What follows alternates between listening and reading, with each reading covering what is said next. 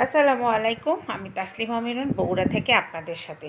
অনেক সময় দেখা যায় আমাদের একসঙ্গে বেশ কিছু মাছের মাথা জড়ো হয়ে যায়।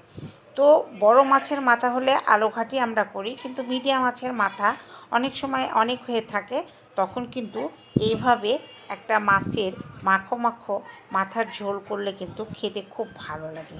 তার জন্যে মাছগুলোতে একটু লবণ দিয়েছি, একটু হলুদের গুঁড়া, একটু মরিচের গুঁড়া, একটুখানি জিরা ধনিয়ার গুঁড়া, একটুখানি সাদা তেল, একটুখানি লেবুর রস, সবগুলো উপকরণ একসঙ্গে দিয়ে এখানে এটা কিছুক্ষণ রেখে দেব রেস্টে।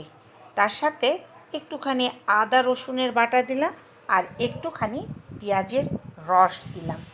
এইভাবে মাথাটা বেশ কিছুক্ষণ রেখে দিলে মশলার সাথে মাথাগুলো বেশ সুন্দর মাখো হয়ে যাবে।